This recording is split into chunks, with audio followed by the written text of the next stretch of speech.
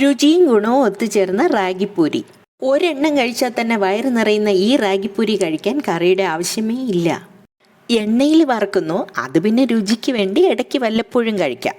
1 cup ragi മാവ്, 1/4 cup ഗോതമ്പ് മാവ്, 1 സ്പൂൺ റവ, ഉപ്പ്, 1 സ്പൂൺ കസൂരി മേത്തി ഉലുവയില ഉണക്കിയതാണ്, 1 സ്പൂൺ ഓമം എന്ന് വെച്ചാൽ അജ്വൈൻ അല്ലെങ്കിൽ കാരം സീഡ്സ്. ആദ്യം എല്ലാം കൂടെ മിക്സ് ചെയ്യാം. എന്നിട്ട് പച്ചവെള്ളം ചേർത്ത് കുഴയ്ക്കാം. സാധാരണ ചപ്പാത്തി മാവ് കുഴയ്ക്കുന്ന പാകത്തിലാക്കി അടച്ചു വയ്ക്കാം. അരമണിക്കൂർ അതവിടെ ഇരിക്കട്ടെ. അതിനുശേഷം നാരങ്ങ വലിപ്പത്തിലുള്ള ഉരുളകളാക്കാം. ഇനി എണ്ണ ഗ്രീസ് ചെയ്ത് ഏതെങ്കിലും ഒരു സർഫസിൽ വെച്ച് കട്ടിയുള്ള പൂരിയുടെ അളവിൽ പരത്താം. നല്ല തിളച്ച എണ്ണയിൽ വറുത്തെടുക്കാം. കസൂരി മേത്തിയും അജ്വൈനും ചേർത്തതുകൊണ്ട് ഈ പൂരി കറിയില്ലാതെ കഴിക്കാൻ സൂപ്പർ ടേസ്റ്റാണ്. റവ ഉള്ളതുകൊണ്ട് ക്രിസ്പിയുമാണ്. നമുക്കിതിനെ ഹെൽത്തി ഈവനിങ് സ്നാക്കും ആക്കാം.